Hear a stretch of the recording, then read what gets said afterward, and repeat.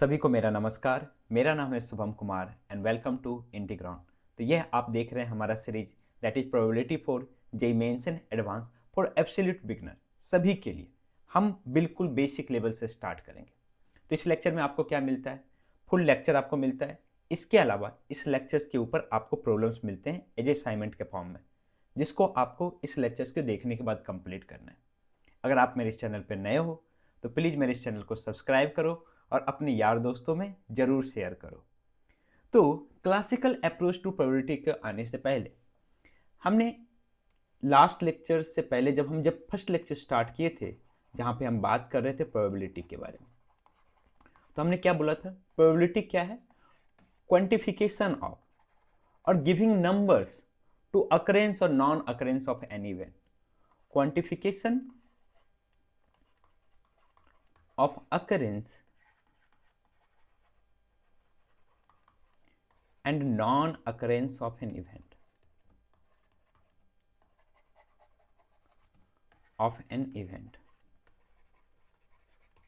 तो अब बात आई कि कोई भी इवेंट हो। फॉर एग्जाम्पल हमने कुछ इवेंट्स यहाँ पे लेते हैं।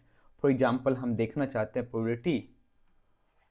Probability of success of A mission. हम मान लो कि चंद्रयान मिशन के बारे में बात कर रहे हैं। चंद्रयान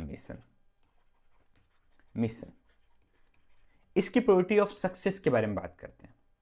नेक्स्ट हमारे पास एक मिशन है कि probability of today there will be rain के बारे में बात करेंगे। ये दोनों के बारे में बात करते हैं। और मान लो कि प्रोबेबिलिटी ऑफ हम बात करते हैं कि योर फेवरेट स्टूडेंट्स ये 3 सिनेरियो लेते हैं। एक हमारे पास चंद्रयान मिशन की सक्सेस या फिर फेलियर के बारे में बात कर रहे हैं। एक today there will be rain और not.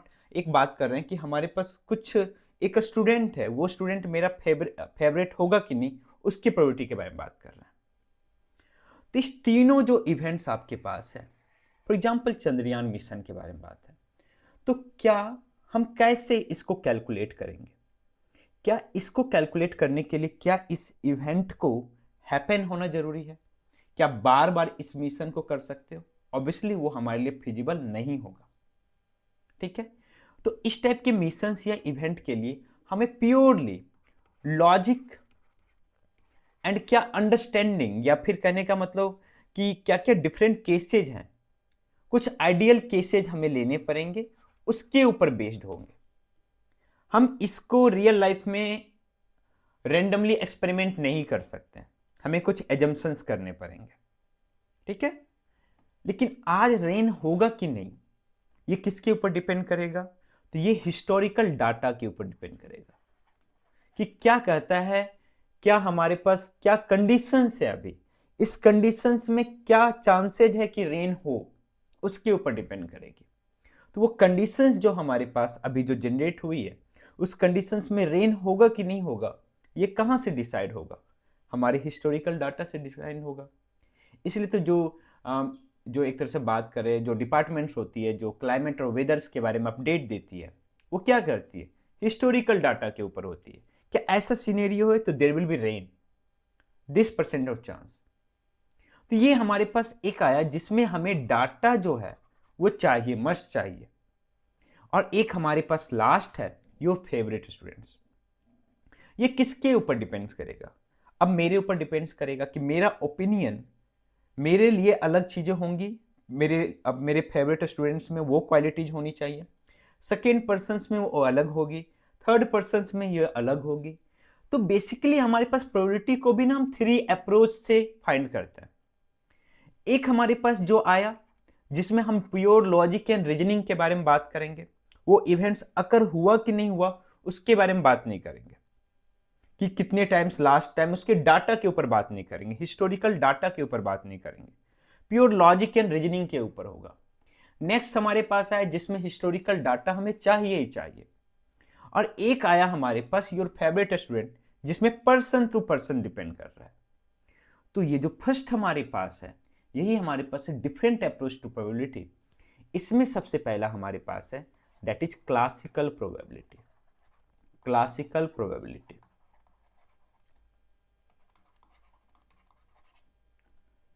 Based on pure logic and reasoning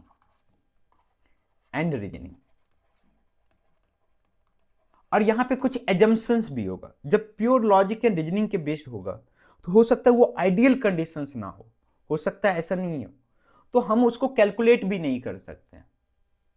ठीक है, कुछ चीजें जिसको हम कैलकुलेट नहीं कर सकते। फॉर एग्जाम्पल, हम जब कॉइन को टॉस करेंगे या फिर हम डाइस को जब थ्रो करेंगे तो उस टाइम हमें कुछ आइडियल कंडीशंस माननी पड़ेंगी। और वो क्या होगा कि all elementary outcomes are equally likely हो।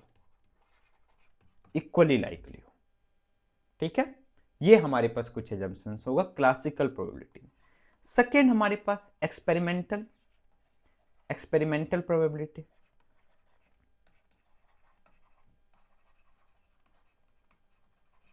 बेस्ड ऑन एक्सपेरिमेंटल और हिस्टोरिकल डाटा इसके ऊपर बेस्ड होगा हमारे पास।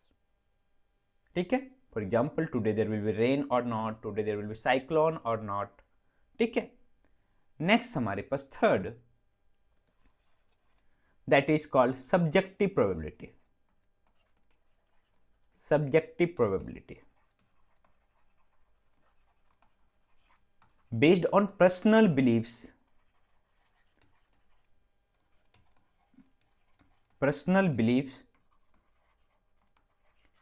And experience.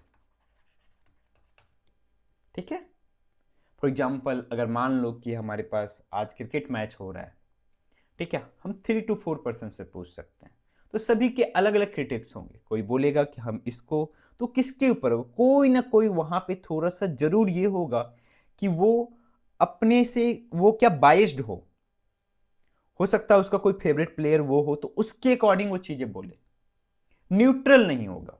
तो उस टाइप के प्रोबेबिलिटी को क्या बोलेंगे, सब्जेक्टिव प्रोबेबिलिटी। और ये जितनी भी टाइप्स के प्रोबेबिलिटी हैं, इसको वैलिडेट करने के लिए कि इसका जो हमारे पास रिजल्ट आ रहा है दैट इज ट्रू और नॉट, तो उसके लिए हमारे पास है एक्जियोमेट्रिक अप्रोच टू प्रोबेबिलिटी।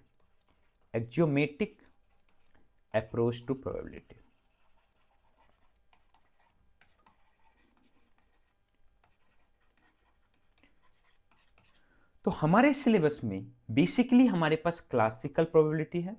ये एक्सपेरिमेंटल प्रोबेबिलिटी अगर आपको याद हो ना, तो आपने क्लास 9th में जब पहली बार प्रोबेबिलिटी पढ़ाना, मैं सीबीएसई स्टूडेंट्स के बारे में बात कर रहा हूँ या स्टेट बोर्ड्स के स्टूडेंट्स, तो वहां पे जो प्रोबेबिलिटी आपको आया होगा दैट इज एक्सपेरिमेंटल प्रोबेबिलिटी। और हमें किसके बारे में पढ़ना है, एक्जियोमेट्रिक अप्रोच टू प्रोबेबिलिटी। तो बेसिकली ये तीन चीजों के बारे में हम आने वाले लेक्चर्स में डिस्कस करने वाले हैं। इस लेक्चर्स में प्योरली हम क्लासिकल प्रोबेबिलिटी या फिर थ्योरेटिकल प्रोबेबिलिटी या आप प्रायोरी के बारे में डिस्कस करने वाले हैं। क्या मतलब होता है मैं उसको सभी को समझाऊंगा और हम कुछ क्वेश्चंस प्रैक्टिस करने वाले हैं इसके ऊपर हमारे पास। इसमें हम odds in favour and odds in against के बारे में बात करेंगे और हम नियरली 7 to 8 प्रॉब्लम्स हम सॉल्व करेंगे इस लेक्चर में। नेक्स्ट लेक्चर भी हमारा प्रॉब्लम्स के ऊपर होगा, जो जेई के PYQs के प्रॉब्लम्स होंगे और अच्छे प्रॉब्लम्स होंगे। ठीक है, तो चलिए हम स्टार्ट करते हैं, दैट इज क्लासिकल प्रोबेबिलिटी। तो हमने बात किया कि क्लासिकल प्रोबेबिलिटी में किसके ऊपर होगा, हमारे पास प्योर लॉजिक एंड रीजनिंग के बारे में बात करें। उसके लिए जरूरी नहीं है कि उस एक्सपेरिमेंट को हैपन होना जरूरी है, हम उसके बारे में बात नहीं करेंगे, हम प्योर लॉजिक के बारे में सोचेंगे। फॉर एग्जाम्पल एक आइडियल डाइस है, उसको थ्रो करते हैं, तो जरूरी है कि उसको थ्रो करके ही देखेंगे कितने डिफरेंट आउटकम्स आ सकते हैं। हम खुद सोच सकते हैं there will be 6 different outcomes. ठीक है, तो इसी को बोलते हैं अप्रायोरी प्रायोरी। ठीक है, अब देख लेना इसको क्या बोलते हैं। तो अप्रायोरी कहने का मतलब क्या हुआ, before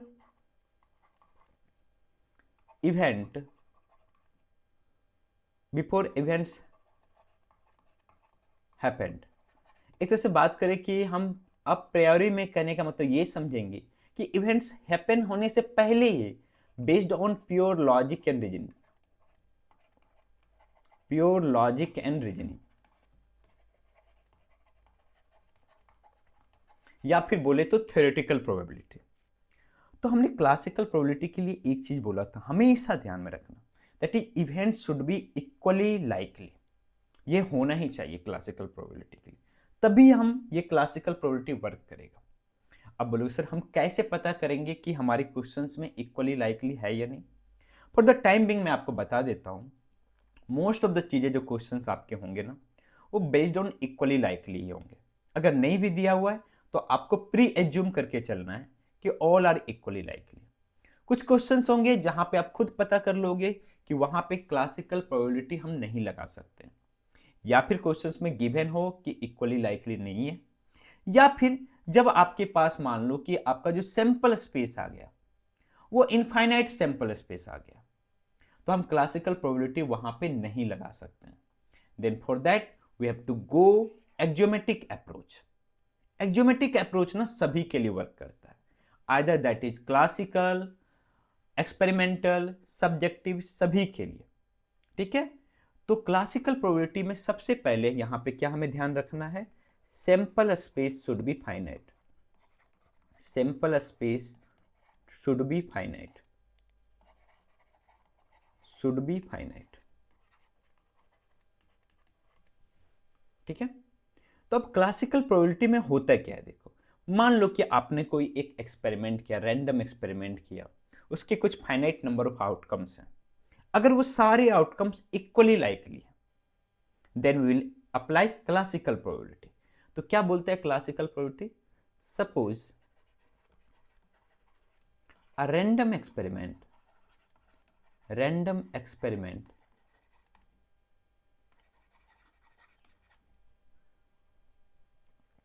brings m plus n equally likely exhaustive and mutually exclusive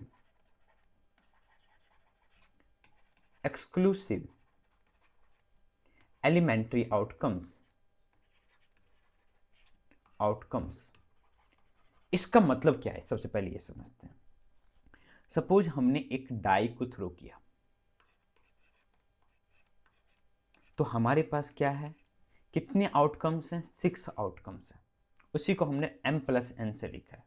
क्यों m प्लस एन लिखा है, आगे आप समझ जाओगे। अब इसमें जो भी हमारे पास डिफरेंट आउटकम्स हैं वो सारे क्या होने चाहिए, हमारे पास इक्वली लाइकली होने चाहिए, सभी के चांसेज ऑफ अकरेंस सेम होना चाहिए। मीन्स ये सारे एग्जॉस्टिव होने चाहिए, मीन्स सभी मिलके सैंपल स्पेस बनाना चाहिए।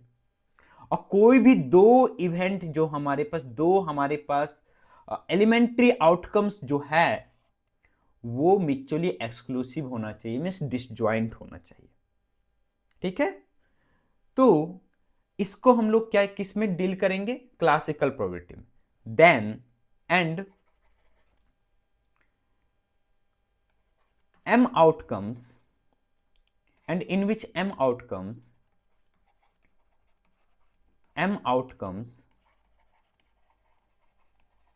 are favorable to an event e। e के फेवर में m आउटकम्स है, and n outcomes, obviously remaining outcomes will be unfavorable to e, are unfavorable to e, unfavorable होगा। then probability of e, then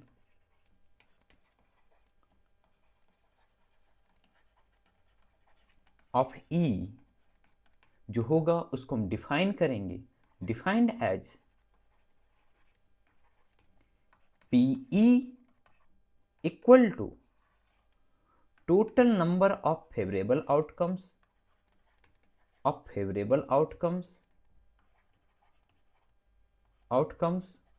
upon total number of outcomes.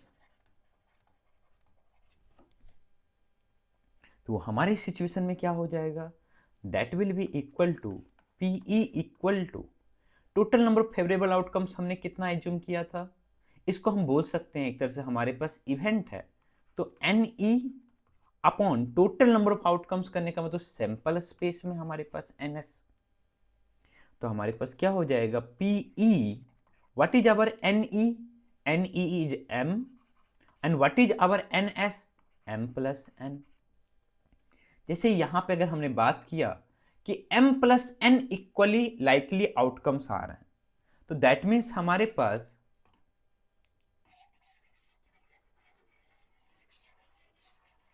N S क्या हो जाएगा, sample space में हमारे पास क्या हो जाएगा, N S equal to M plus N.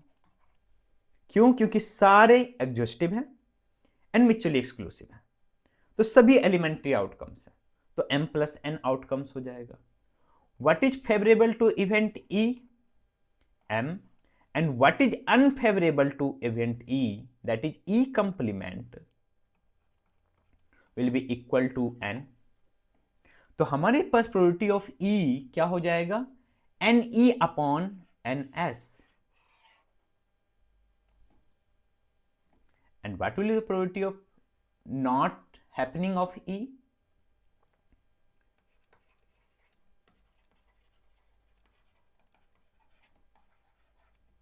of not E, this will be denoted as PE dash या E बार। ये किसके इक्वल हो जाएगा हमारे पास, अनफेवरेबल फेवरेबल आउटकम्स या number of unfavourable outcomes upon total number of outcomes.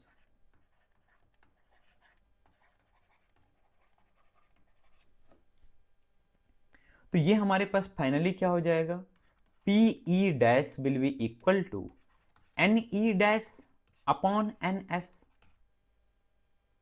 and this will be equal to PE dash will be equal to what is NE dash here, M upon M plus N। ठीक है, तो अगर यहां से हम एक चीज देखें तो हम एक यहां से एक प्रॉपर्टीज या फिर फॉर्मूला बोले डिराइव कर सकते हैं, that is PE plus PE complement और P not E, this will be equal to how much, this will be equal to n upon m plus n plus m upon m plus n। ठीक है, and this will be equal to हमारे पास क्या हो जाएगा, P E plus P not E will be equal to 1। तो ये हमारे पास सबसे पहली प्रॉपर्टीज आई। ठीक है, सेकेंड प्रॉपर्टीज हम बात करते हैं कि what is the probability of empty event. तो जब इवेंट ही एम्प्टी है तो उसके फेवर में हमारे पास कितने आउटकम्स आएंगे, 0, and 0 upon anything will be 0। And what is the probability of sample space, पूरा का पूरा सैंपल स्पेस कहने का मतलब क्या हो गया, श्योर इवेंट, तो उसकी प्रोबेबिलिटी किसके इक्वल हो जाएगी, तो N S upon N S that will be equal to 1। ठीक है, ये सेकेंड प्रॉपर्टीज। थर्ड प्रॉपर्टीज के बारे में अगर हम बात करें तो क्या हम बोल सकते हैं ऐसा कि जितने भी इवेंट होंगे, all events will be the subset of sample space. Yes, यही इवेंट्स की डेफिनेशन है, एंड इस सभी का सबसेट हमारे पास क्या होगा, 5। ठीक है, तो दैट मीन्स कि कोई भी जो इवेंट होगा ना, जब हम बात करेंगे क्लासिकल डेफिनेशंस में, तो इसमें जो नंबर ऑफ फेवरेबल आउटकम्स होंगे वो हमेशा सैंपल स्पेस से कम ही होंगे। ठीक है, तो दैट मीन्स कि हमारे पास किसी भी इवेंट की प्रोबेबिलिटी जो होगी that will be less than equal to 1 and greater than equal to 0। तो ये हमने कुछ प्रॉपर्टीज डिराइव किया, कहां से, क्लासिकल डेफिनेशन से डिराइव किया। अब इसमें दो और टर्म्स हैं, दैट इज क्लासिकल डेफिनेशंस में, एक हमारे पास है odds in favour and odds in against, दोनों हमारे पास रेशियो है। ठीक है, एक हमारे पास रेशियोज है फेवरेबल अपॉन अनफेवरेबल, लेकिन वो ओनली फॉर क्लासिकल डेफिनेशंस हम बात करेंगे, अगर नॉर्मल डेफिनेशंस होगा तो उसके बारे में भी बात करेंगे। तो नेक्स्ट टॉपिक हमारे पास है, that is odds in favour and odds in against.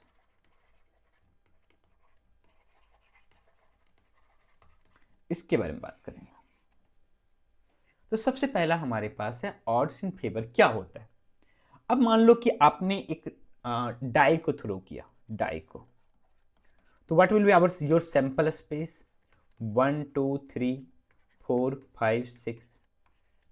हमने यहां पे एक इवेंट डिफाइन किया E, that means number less then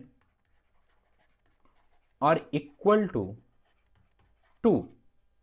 तो ये जो इवेंट है ये हमारा क्या हो जाएगा, 1 और 2। तो अगर हम बात करें एन एस हमारे पास कितना है, दैट इज 6। एन ई हमारे पास कितना, हमारे पास 2। ठीक है। तो अगर हम बात करें ना ऑड्स इन फेवर, तो ऑड्स इन फेवर कहने का मतलब क्या हो जाएगा, this will the ratio of total number of favourable outcomes upon unfavourable outcomes, but for classical probability. अगर हम यहां पे बात करें कि व्हाट इज अवर पीई, तो पीई हमारे पास कितना हो जाएगा, that will be equal to 2/6 1/3। And what is probability of not E, that will be equal to कितने इसके अनफेवर में है, 4 4/6 दैट इज 2/3। अच्छा एक चीज और मैं बताना यहां पे भूल गया कि जब ये डेफिनेशन आया हमारे पास, then we can say that probability of not E will be equal to 1 minus probability of E. तो यहां से भी हम निकाल सकते हैं और वो 2/3 के इक्वल आएगा। अब ऑड्स इन फेवर क्या होता है, तो odds in favour, odds in favour will be equal to probability of E upon probability of not E। ठीक है। and what is our odds in against, odds in against is the ratio of probability of not E upon probability of E। ये ratio है। तो अगर हम बात करें for classical probability, classical probability what will be our odds in favor, odds in favor that will be equal to what is PE over here। तो P हमारे पास है favourable upon total number of outcomes, favourable upon total number of outcomes. थोड़ा सा colour change कर लेते हैं, number of favourable outcomes upon total number of outcomes comes। and what is our probability of not E, number of unfavorable outcomes upon total number of outcomes। तो जब यहां से निकालेंगे ना हमारे पास, तो odds in favor जो हमारे पास आ जाएगा for classical probability, odds in favor that will be equal to, ये कैंसिल आउट, ये cancel out, number of favorable outcomes, favorable outcomes outcomes upon total number of outcomes, sorry unfavorable outcomes, number of unfavorable outcomes।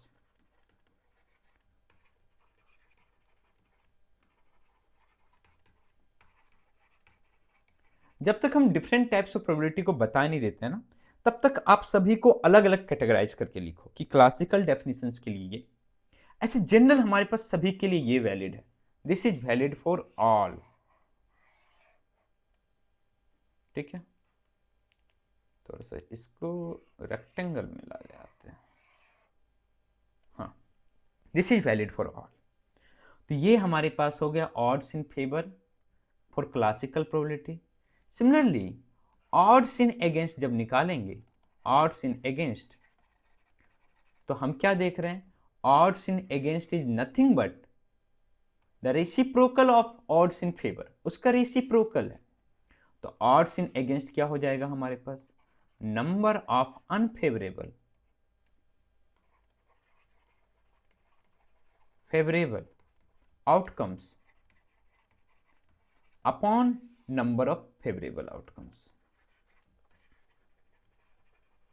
Favourable outcomes.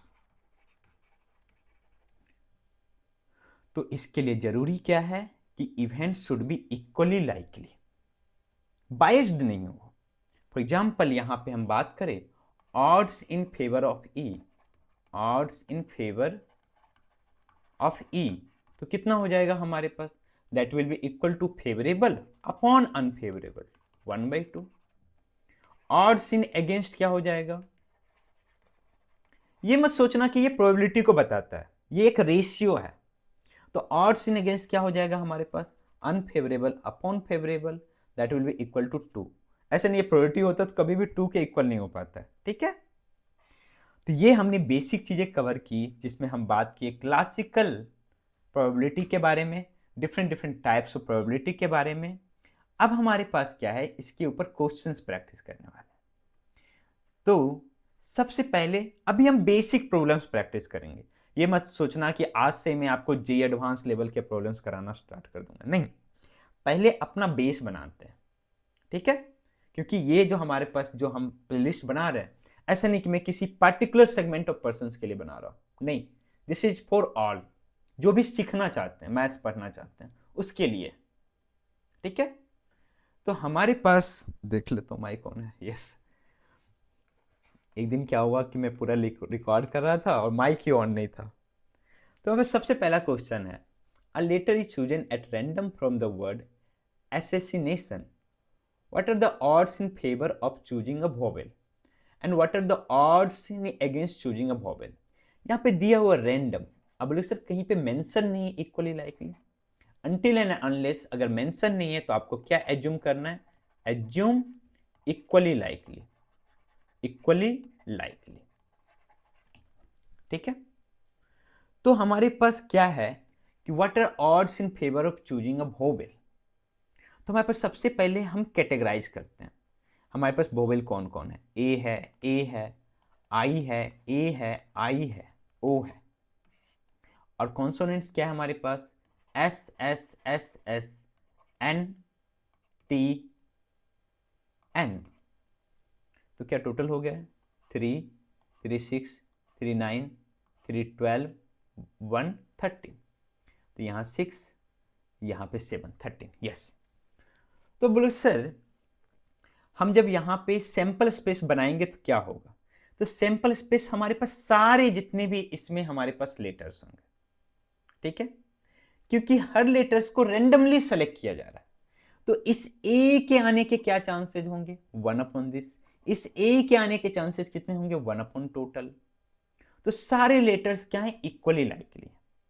तो अगर हम अपने event को बात करें सबसे पहले सैंपल स्पेस में, तो कितने लेटर्स आपके पास हैं। अब बोले सर सैंपल स्पेस में ये कैसे डिस्टिंक्ट आ सकते हैं, सर कैसे आइडेंटिकल आ सकते हैं। तो आप इसको आइडेंटिकल मान के मत चलो, this S is the second position, this S is the third position, this S is the fifth position, like that. तो कितने हमारे पास सैंपल स्पेस में हो जाएंगे, तो टोटल 13 एलिमेंट्स हो जाएंगे। What is the favorable number of favorable outcomes to event E choosing a vowel, 6। And what is unfavorable हमारे पास कितने हो जाएंगे, टोटल 7। तो अगर सबसे पहले हम बात करें odds in favor, odds in favor, in favor, तो क्या हो जाएगा हमारे पास, number of favourable outcomes upon number of unfavourable outcomes. तो that will be equal to हमारे पास कितना हो जाएगा, 6/7। और नेक्स्ट अगर सेकेंड बात करें ऑड्स इन अगेंस्ट के बारे में, ऑड्स इन अगेंस्ट, तो that will be equal to number of unfavourable upon number of favourable outcomes, that will be equal to 7/6। तो ये हमारे पास एक क्वेश्चन था जिसमें हमने ये सॉल्व किया और समझा।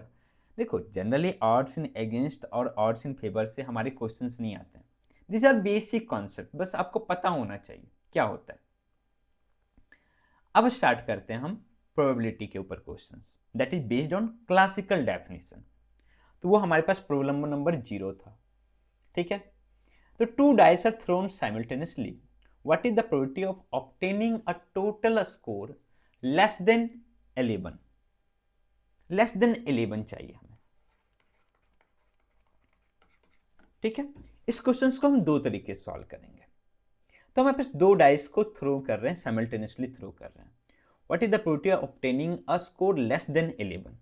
देखो, जब तक बोला भी नहीं जाए तब तक आप ये भी एज्यूम कर लो कि वो दोनों डाइस डिस्टिंक्ट है और ये हमारा इवेंट्स क्या है, हमारे पास इक्वली लाइकली है, सारे आउटकम्स इक्वली लाइकली है, जब तक बोला नहीं जाए। तो हमें क्या चाहिए, स्कोर लेस देन 11 चाहिए। तो हमारे पास सबसे पहले इसका मतलब क्या है कि अगर 2 डाइस को हम थ्रो करेंगे तो हमारे पास कितने डिफरेंट पॉसिबल आउटकम्स आएंगे? Total 36 different possible outcomes.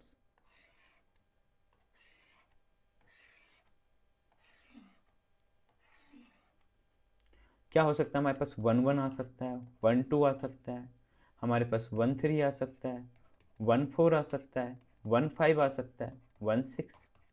Similarly 2 1 2 2 2 3 2 4 2 5 2 6। Next 3 1 3 2 3 3 3 4 3 5 3 6। इसको फर्स्ट लूप में भगा लो। 4 1 4 2 4 3 4 4 4 5 4 6 5 1 6 1 5 2 5 3 5 4 5 5 5 6 6 6 6 5 6 4 6 3 6 2। हमें चाहिए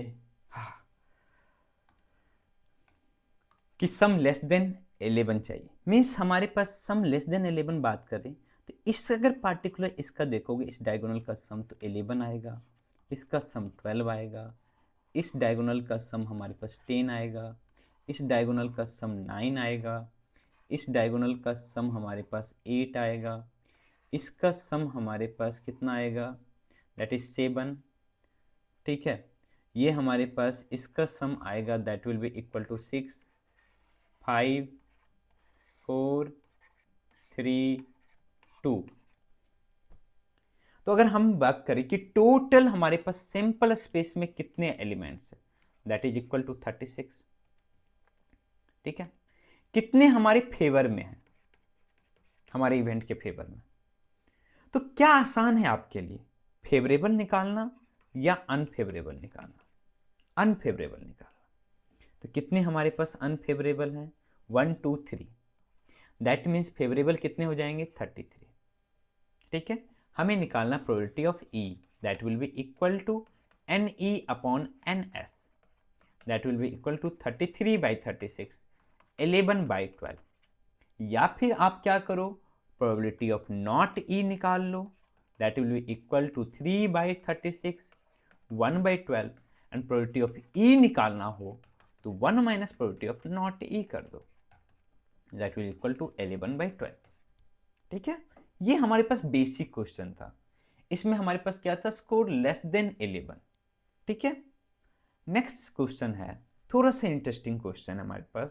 if leap year is selected at random then what is the chance it will contain 53 Sundays? क्या चांस होंगे कि उसमें 53 संडेज हो?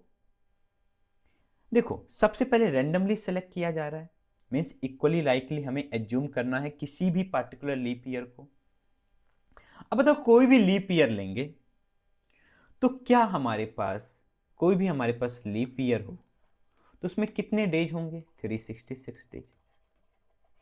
इस 366 डेज में कितने वीक होंगे? 52 वीक्स। एंड कितने डेज?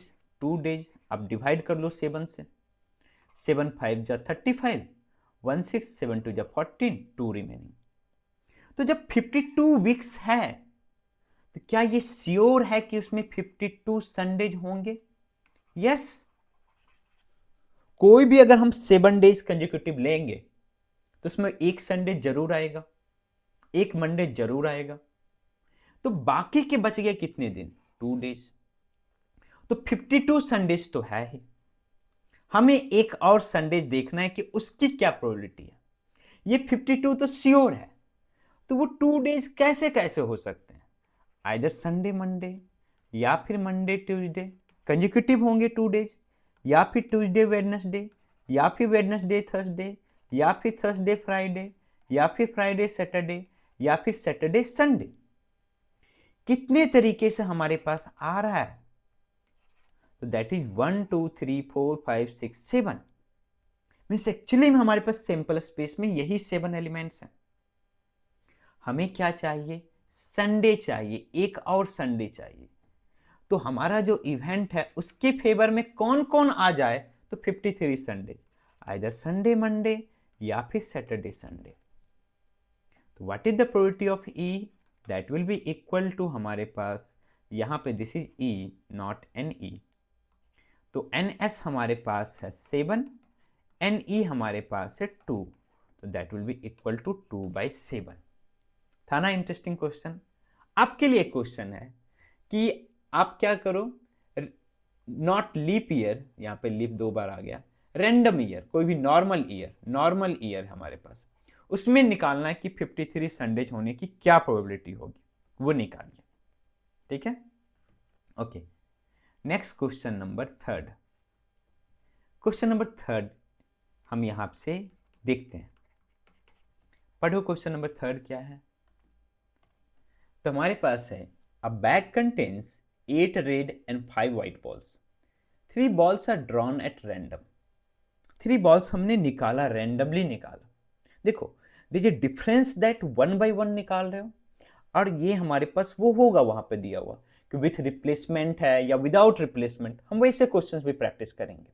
अभी इस क्वेश्चंस को समझते हैं कि 3 balls are drawn at random, 3 ball हमने निकाल लिया, ठीक है, कोई भी 3 ball randomly. What is the probability that all the 3 balls are white? अब यहां से समझेंगे कि क्लासिकल अप्रोच में हम क्यों बात कर रहे हैं कि प्योर लॉजिक एंड रीजनिंग के ऊपर है। तो सबसे पहले किसी भी इवेंट में यहां पे हम क्या मानना है, कोई भी बॉल्स आने के क्या चांसेस हैं? Equally likely.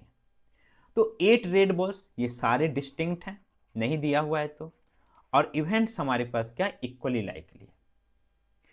तो सबसे पहले ये देखते हैं कि what will the size of the sample space. हमने बोला कि आपके पास 8 रेड 5 बॉल्स है, उसमें से 3 बॉल्स निकाल रहे हो, तो सैंपल स्पेस का क्या साइज होगा? अब वो 3 बॉल्स कुछ भी हो सकता है, तो आपके पास एक्चुअली में कितने टोटल नंबर ऑफ बॉल्स हैं? 13। अब 13 में से आप किसी भी 3 को सेलेक्ट कर सकते हो, यस। तो this is the size of the sample space. यहां पर प्रोबेबिलिटी एंड कॉम्बिनेशंस का रोल आता है कि आप 13 में से 3 बॉल्स को सेलेक्ट कर रहे हो, कितने तरीके से कर सकते हो? 13C3। अब आते हैं हम फर्स्ट प्रॉब्लम्स पे कि all the 3 balls are white. अब यहां पे बात करेंगे कि अगर ये इवेंट 1 है तो इसका हमारे पास कितने total number of favourable outcomes होंगे? All the 3 balls will be white. क्या चांसेस है, कितने नंबर ऑफ ऐसे होंगे इसमें जिसमें 3 बॉल्स व्हाइट हो? तो 3 बॉल्स व्हाइट लेना है, तो हमारे पास है कितने बॉल्स? 5, तो 5 में से 3 लेने हैं, 5C3। तो what is the probability of E1? That will be equal to NE1 upon क्या? NS, that will be equal to 5C3 upon 13C3। आप कैलकुलेट करना आंसर क्या है, ठीक है। Next second question, all the 3 balls are red. अगर ये हमारे पास इवेंट E2 है तो सारे 3 बॉल्स रेड होने चाहिए। कितने ऐसे इसमें आउटकम्स होंगे जिसमें 3 बॉल्स रेड हो? 8C3। And what is the probability of E2? That will be equal to NE2 upon क्या? NS, that will be equal to 8C3 upon 13C3। Third देखते हैं।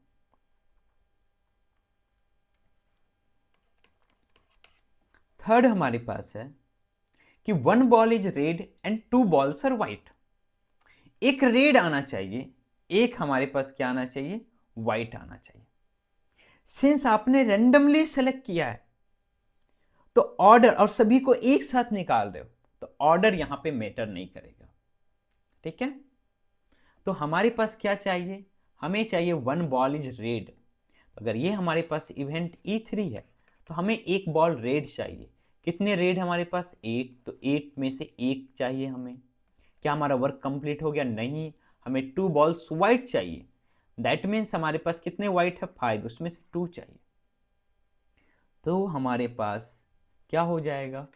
PE3 will be equal to 8C1 into 5C2 upon 13C3। ये हमारे पास हो जाएगा। अब इसी में मैं बता रहा था ना कि और क्या हो सकता है। मान लो कि हमने यहां पे बोलते 3 balls are drawn one by one and with replacement. ऐसे क्वेश्चंस और भी हम अगले लेक्चर में करेंगे, लेकिन फिर भी मैं एक कॉन्सेप्ट यहां पे बता देता हूं कि 1 बाय 1 निकाल रहे हैं और विथ रिप्लेसमेंट निकाल रहे हैं। दैट मीन्स हमने फर्स्ट निकाला, देखा, उसका कलर नोट किया, रखा। यहां पे ऑर्डर मैटर करेगा। ठीक है, तो 3 बॉल्स अगर इसी में सॉल्व करें कि what is the probability that all 3 balls are white, 1 by 1 with replacement, तब हम 1 बाय 1 निकाल रहे हैं तो हमारे पास NE1 क्या हो जाएगा? हमारे पास फर्स्ट बॉल व्हाइट आए, इसकी क्या प्रोबेबिलिटी? 5C1। फिर हमने रख दिया, सेकेंड बॉल व्हाइट आए, फिर उसकी प्रोबेबिलिटी क्या होगी? 5C1। अगर विदाउट रिप्लेसमेंट होता तो एक बॉल व्हाइट आ चुका है, साइड कर दो, सेकेंड व्हाइट आने के क्या होते? 4C1। लेकिन सिंस रिप्लेसमेंट है तो 5C1 होंगे। ये हमारे पास होगा। तो आप बताओ कि NE3 का हमारे पास क्या हो जाएगा? उसके फेवर में कितने आउटकम्स होंगे? 1 रेड 2 बॉल्स। और जानकारी के लिए बता दूं कि जब रिप्लेसमेंट है तो वहां पे ऑर्डर मैटर करेगा। अगर इस कॉन्सेप्ट को अच्छे से समझना है तो मैं नेक्स्ट लेक्चर में अच्छे से इस पर डिस्कस करूंगा। ठीक है, अभी हम आगे बढ़ते हैं क्वेश्चन नंबर 4। क्वेश्चन नंबर 4 क्या है? A fair coin is tossed 4 times and a person wins ₹1 for each head and loses ₹1.50 for each tail that turns up. From the sample space, calculate how many different amounts of money you can have after 4 tosses and probability of each of these outcomes. ठीक है, चलो देखो, एक हमारे पास कोई भी fair coin हमें toss कर रहे हैं, कितने टाइम्स? 4 टाइम्स। तो अगर हम बात करें सैंपल स्पेस के बारे में तो हम एक कॉइन को कितनी टाइम्स टॉस कर रहे हैं? 4 टाइम्स टॉस कर रहे हैं। प्रत्येक बार आइदर हेड टेल आ सकता है, हेड टेल आ सकता है, हेड टेल आ सकता है, हेड टेल आ सकता है। और ये वर्क तभी कंप्लीट होगा जब चारों कॉइन्स को हम टॉस कर देंगे। दैट इज सैंपल स्पेस में हमारे पास कितने एलिमेंट्स होंगे? 16।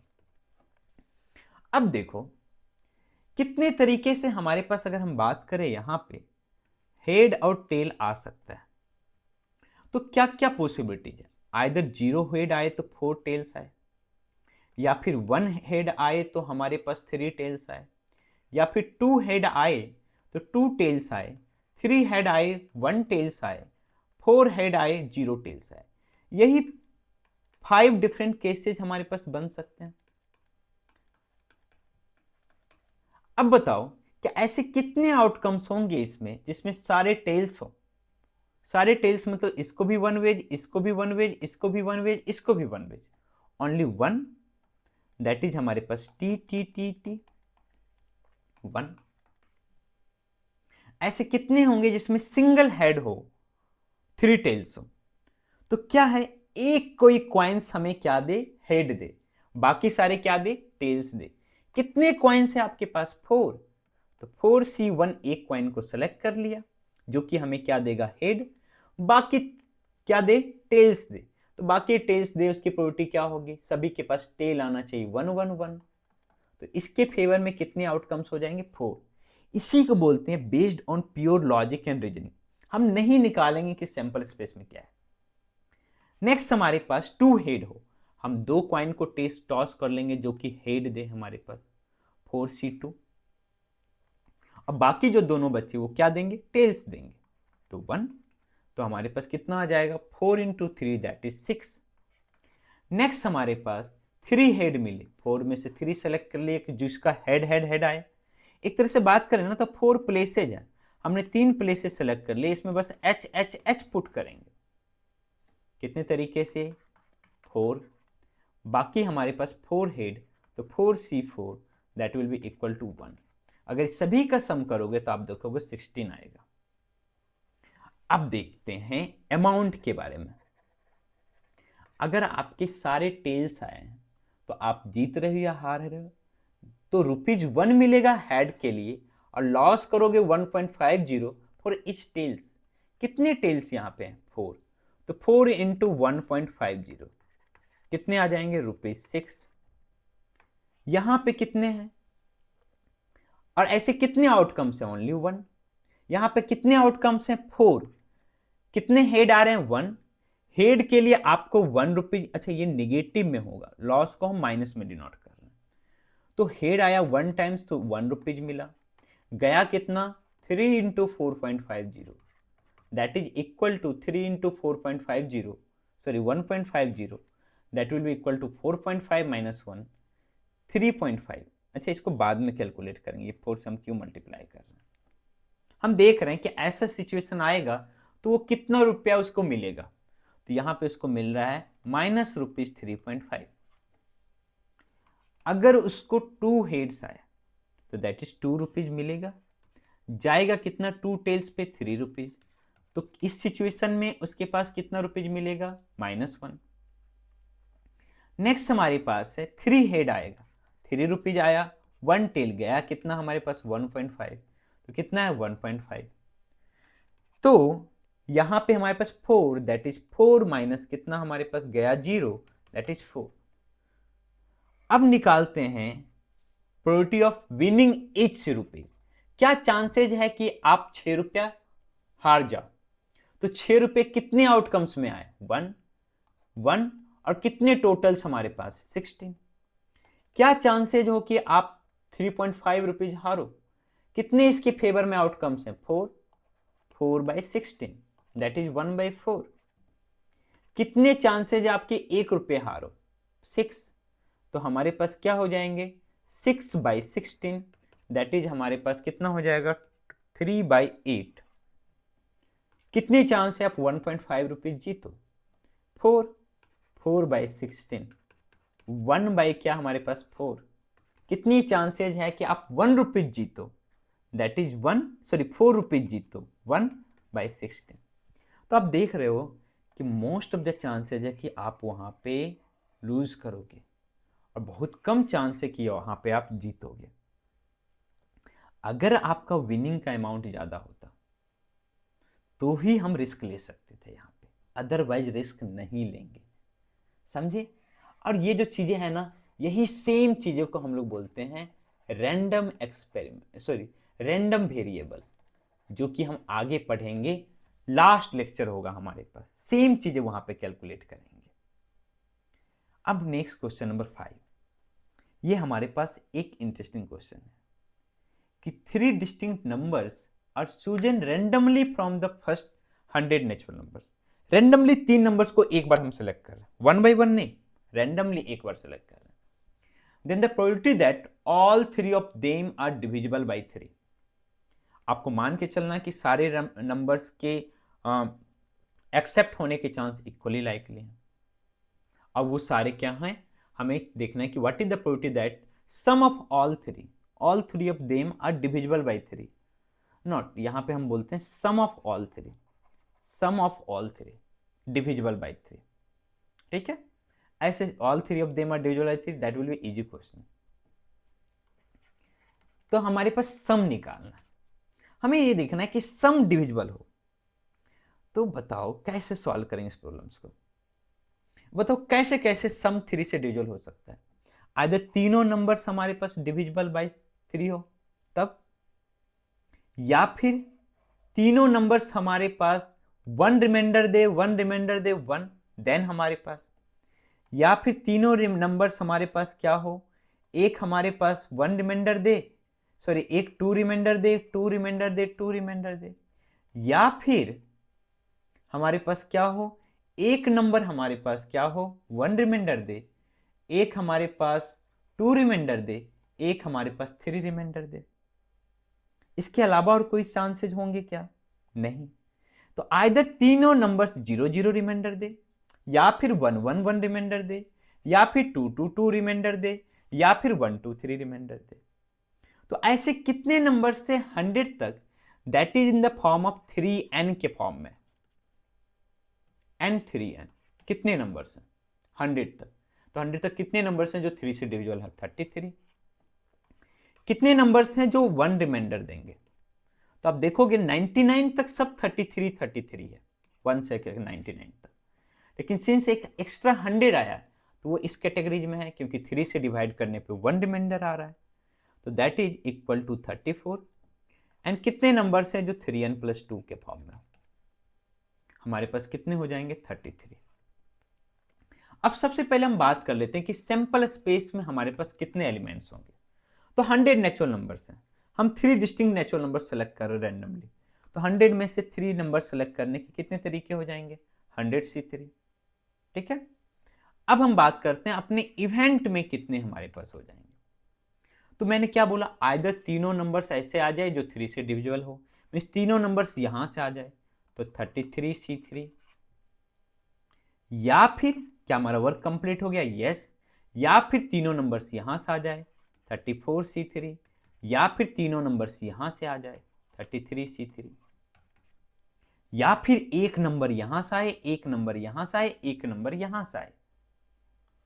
तो that will be equal to 33C1 into, अभी वर्क कंप्लीट नहीं हुआ है, 34C1, अभी भी 2 ही नंबर सेलेक्ट हुए हैं, एक और सेलेक्ट करना है 33C1, और हमारे पास क्या हो जाएगा? प्रोबेबिलिटी हमारे पास क्या हो जाएगी? PE this upon 10C3, 100C3। देखो कैलकुलेट करने की जरूरत नहीं, आप चाहो तो सिंप्लीफाई कर सकते हो, बट ज्यादा करने की जरूरत नहीं, वो ऑप्शंस देख लेना आप। ठीक है, उसके लिए टेंशन मत लो कैलकुलेशन के लिए। आप लॉजिक समझो पहले भी। तो ये हमारे पास क्वेश्चन नंबर 5 था। अब क्वेश्चन नंबर 6 लेते हैं। ये भी इंटरेस्टिंग प्रॉब्लम्स है। अब धीरे धीरे हमारा प्रॉब्लम्स का लेवल बढ़ रहा है, अब प्योर हम लॉजिक एंड रीजनिंग के ऊपर क्वेश्चंस कर रहे हैं। तो हमारे पास क्या है, if the letters of the word mathematics are arrange arbitrarily, जो भी हो, मेरा थोड़ा सा प्रोनाउंसिएशन वीक है, ये मैं एक्सेप्ट करता हूँ। The probability that C comes before E comes before H, and H before I, and I before S। हमें क्या करना है, इसके लेटर्स को अरेंज करना रैंडमली। इसको रैंडमली बोलो, रैंडमली। तो कितने तरीके से अरेंज कर सकते हैं? That will be our sample space. Yes, कितने तरीके से अरेंज कर सकते हैं? Means permutations of all these letters. तो हमारे पास रिपीटेशन है क्या? यस। M कितने टाइम से 2, A कितने टाइम से 2, T कितने टाइम से 2, H कितने टाइम से 1, E कितने टाइम से 1, M हो गया, A हो गया, T कितने टाइम से हो गया ऑलरेडी, I हमारे पास, C हमारे पास, S। तो कितने हो गया? 2 2 4 2 6 1 7 7 3 10। क्या 10 है? 3 3 नहीं 11 है, कौन छूट रहा है? 2 2 4 2 6 6, अच्छा S भी है ना, यस S। तो इधर हमारे पास है टोटल 11 लेटर्स हैं। कितने तरीके से रीअरेंज हो सकते हैं?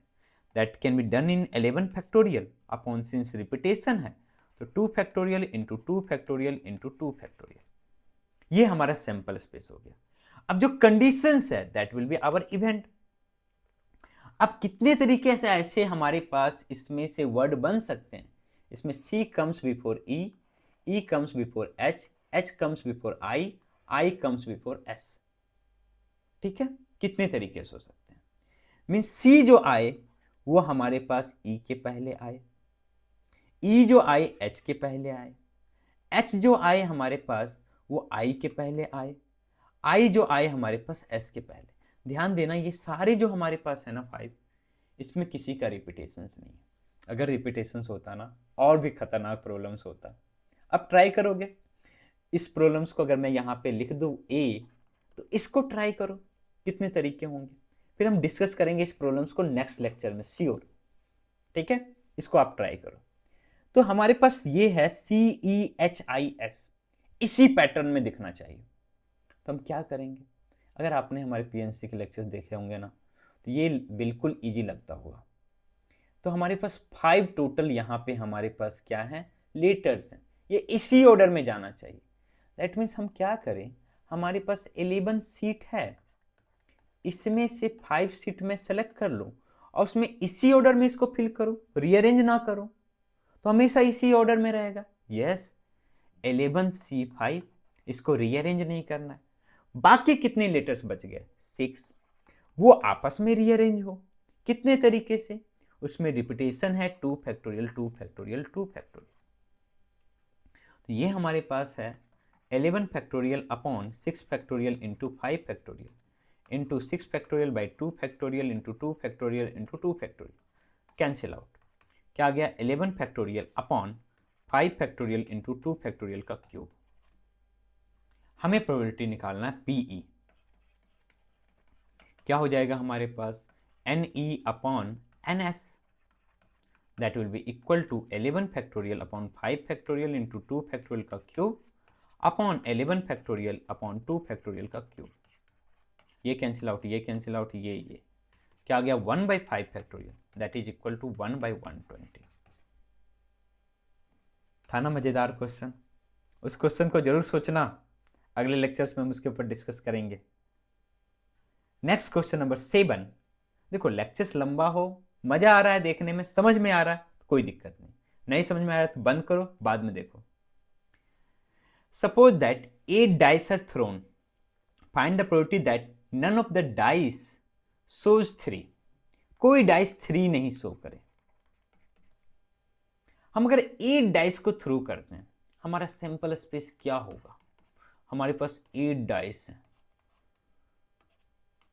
कितने हो गए, 3 3 6, 8 डाइस हैं, प्रत्येक में क्या आ सकता है, सभी में 6 डिफरेंट टाइप्स के आउटकम्स आ सकते हैं। तो ये क्या सभी आएंगे तभी हमारा वर्क कंप्लीट हो गया? यस। कितने हमारे पास सैंपल स्पेस में आउटकम है, 6⁸। अब ऐसे हमारे पास इवेंट जो कंडीशन है, दैट इज अवर इवेंट, कि 3 नहीं आना चाहिए, किसी में भी नहीं, अपर फेस में 3 नहीं आए तो बाकी क्या आ सकते हैं, 5 5 5। कितने टाइम्स हमारे पास, 8 टाइम्स। तो हमारे पास फाइनली प्रोबेबिलिटी ऑफ ई क्या हो जाएगा, that is equal to 5⁸ by 6⁸। और इसे इसको कैलकुलेट करो। अरे भैया क्यों करना इतना मेहनत, छोड़ दो। एग्जाम आपसे, आपके एग्जाम्स भी होंगे ना, तो वहां पे भी आपसे ये नहीं पूछा जाएगा इसकी वैल्यू कितनी होगी एग्जैक्ट बताओ, ऑप्शंस वैसे ही दिए रहेंगे, उनको बस आपके लॉजिक से मतलब है। अब हम बढ़ते हैं थोड़ा सा different questions on question number 8, जो कि हमारा लास्ट प्रॉब्लम है। A number x is drawn, फिर से आ गया, arbitrarily from the set of integers from 1 to 100 both inclusive. देखो मेरे को बोलने में मेरी गलतियां, उससे कोई दिक्कत नहीं, मेरे को कोई दिक्कत नहीं, ये वीडियोज मैं बना रहा हूँ, but that is not for professionals, वो मेरे, हम भी सीखने के लिए बना रहे हैं, आपको भी सिखाने के लिए, ठीक है? तो हम भी इससे कुछ सीखते हैं, हर वीडियोज में कुछ सीखते हैं, हर प्रॉब्लम से कुछ सीखते हैं। जो प्रॉब्लम हमसे नहीं होता है उसके हम सोचते हैं कि कैसे, कौन से अप्रोच, कैसे लॉजिकली आपके सामने प्रेजेंट किया जाए।